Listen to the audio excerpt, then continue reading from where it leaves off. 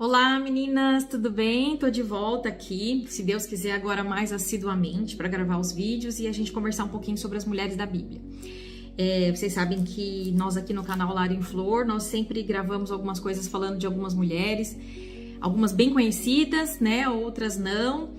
Algumas a Bíblia nem cita o nome, mas são mulheres muito importantes, né? E que podem nos ensinar muito. E hoje a gente vai falar de uma que eu gosto muito particularmente, que se chama Abigail. Não sei se você já ouviu falar de Abigail, mas a história dela tá lá em 1 Samuel, no capítulo 25. Abigail era casada com um homem chamado Nabal, né? Um homem mau, um homem imprudente, irado, né? Não era um bom homem. A gente sabe que naquela época os casamentos eram geralmente arranjados, então acredito que a Abigail não deve ter escolhido esse homem para casar e deve ter sido obrigada. Mas enfim, a Bíblia não fala sobre isso, né? E Nabal era um homem muito rico, ele tinha muitos pastores, tinha gado e tudo mais. E bem nessa época, Davi, é aquela época que o rei Davi, que ele não era rei ainda, mas ele não tinha sido ainda coroado, né? E ele andava ali fugindo de Saul. E Davi tinha os seus homens, né? E eles acampavam ali perto dos pastores de Nabal e acabaram meio que fazendo amizade, os pastores de Davi com os pastores de Nabal. E os pastores de Davi ajudavam muito, né? Os pastores de Nabal protegiam e tudo mais. Aí chegou uma hora que Davi fala assim, ó, vou pedir um pouco de mantimento para Nabal, porque afinal de contas nós temos abençoado aqui Nabal também, cuidando dos rebanhos dele e tal. E mandou o recado, falou, Nabal, você pode nos fornecer mantimento? Gente, é mais ou menos isso, porque eu não vou ler o capítulo inteiro aqui de 1 Samuel 25. Mas aí Nabal fica muito nervoso e fala, imagina, de jeito nenhum, quem é esse Davi? Não vou dar nada pra ele. E fica bravo e fala, nem pensar. Aí leva um recado pra Davi, Davi fica mais nervoso ainda. Fala, vou acabar com Nabal, com a casa dele, com todo mundo. Quem ele tá pensando que ele é um ingrato. E aí os servos de Nabal correm e contam pra mulher dele, Abigail, né? E Abigail fala, meu Deus, não posso deixar isso acontecer. E ela, como uma mulher sábia, ela age rapidamente, né? Abigail, assim, sabedoria é você saber o que fazer na hora certa, né? E sem demora.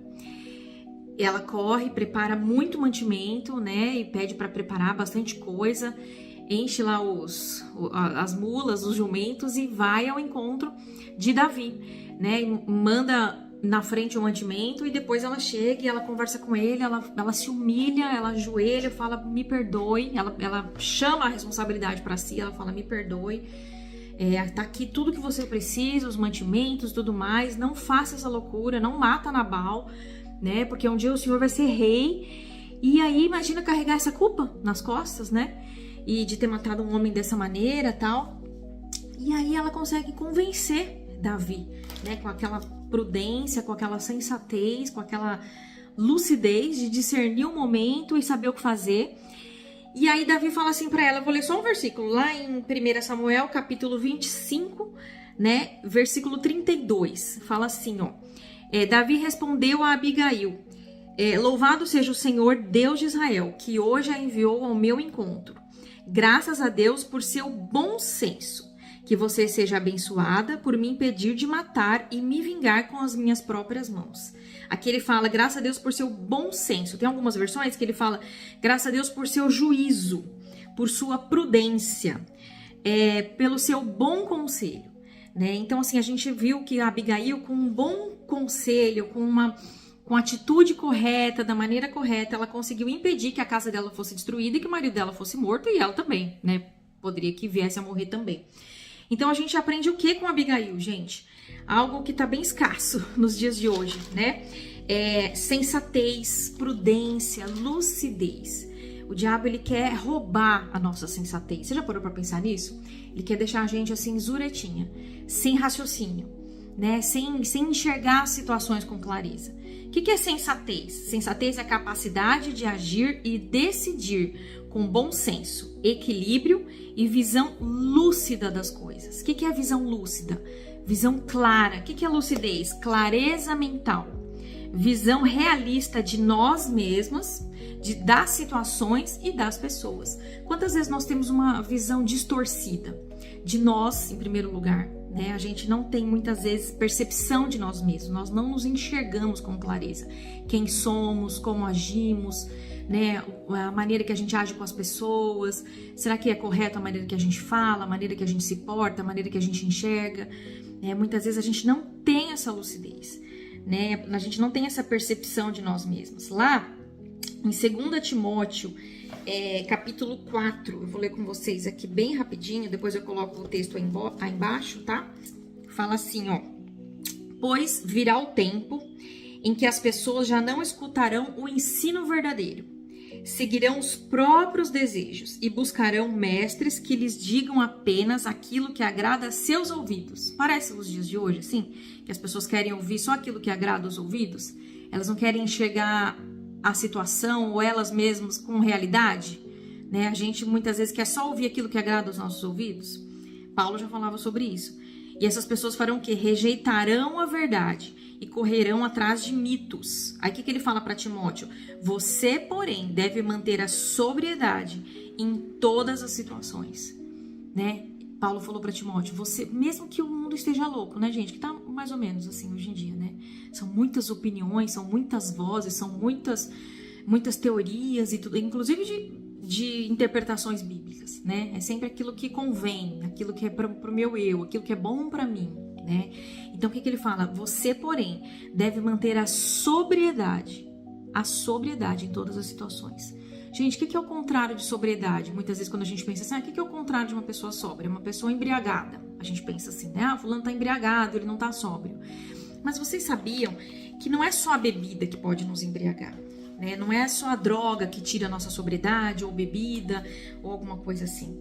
Olha, a ansiedade, né? Fora da norma, porque existe uma ansiedade até natural, né? Nossa. Agora, aquela ansiedade exacerbada, ela pode tirar a nossa sobriedade. A tristeza. Já viram um coração triste, uma mente triste? A lente do mundo é toda triste. Tira a sobriedade, né? As ofensas. Quantas vezes a gente se sente ofendida com alguma coisa, com alguma pessoa, e aquilo se torna o nosso ídolo. A gente só pensa naquilo, a gente só enxerga o mundo e as pessoas através da lente da ofensa. A insatisfação, a ira. Já viram um coração insatisfeito, um coração amargurado, um coração murmurador? Tira a nossa sobriedade. A gente só enxerga tudo pelo lado ruim da coisa, né? Então eu creio que a gente tem que abrir os olhos, né? E eu nem vou ler aqui, depois você pode ler 1 Pedro 5,8, né? Que Pedro fala assim, sede sóbrios e vigiai, pois o diabo, vosso adversário, anda ao vosso derredor.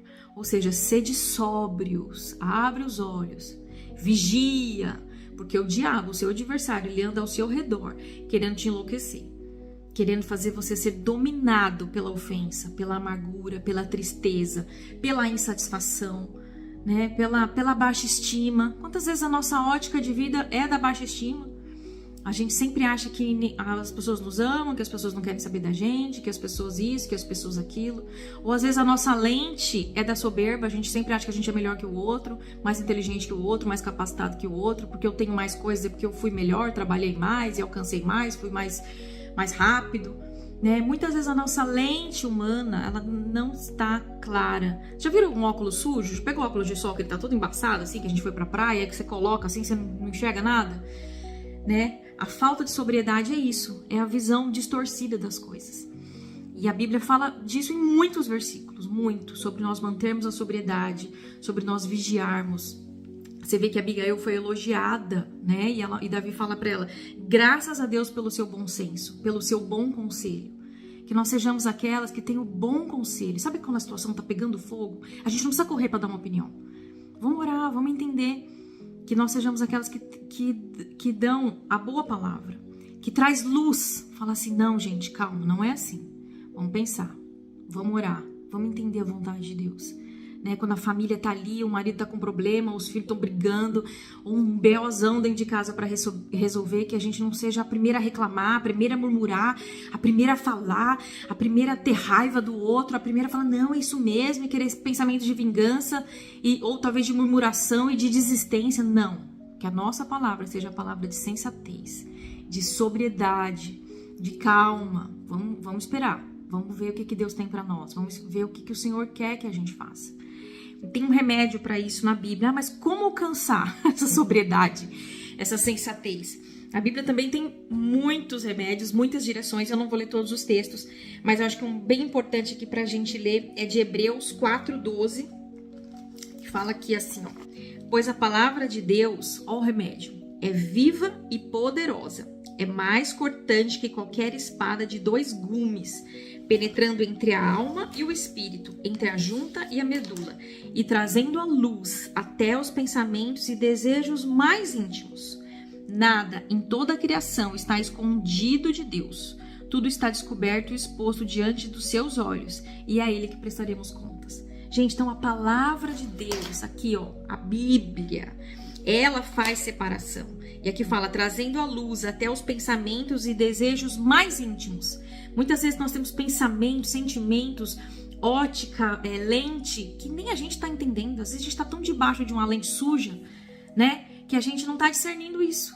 Mas a palavra de Deus, a Bíblia, ela pode nos trazer discernimento, ela pode trazer clareza. Quantas vezes, gente, a gente está lendo a palavra e parece que escamas caem. Você fala, nossa, como eu não pensei nisso antes? Meu Deus, tá aqui. Ou então tá vivendo um problema, uma dificuldade, achando que a gente é o último sofredor do mundo, né? Só eu, Senhor. E aí a gente lê a palavra e a gente fala, meu Deus, olha o que essas pessoas passaram. E ainda assim elas amaram a Deus e serviram a Deus e continuaram firmes, né? Então é isso, gente. Que nós possamos ter sensatez, sobriedade, clareza de ideia, percepção das coisas, saber analisar os ambientes, as situações, o mundo, o nosso país, né, a nossa cidade, o que a gente vive hoje, o que Deus tem para você, para sua casa, para sua família, para o seu futuro, para os seus filhos. Saber enxergar seus filhos com a lente do Senhor. Profetizo mesmo sobre a sua vida, que você tenha percepção da clareza de Deus, do discernimento de Deus, sensatez, como Abigail teve. E Abigail, depois de um tempo, lê lá a história dela, depois de um tempo o marido dela morreu de uma forma trágica. E aí, logo que Davi soube que ela tinha se tornado viúva, Davi chama Abigail e pede ela em casamento. E ela se casa com o rei Davi. E é isso, né? Deus cuidou de Abigail. Deus honrou a sensatez dela. Deus não desamparou Abigail.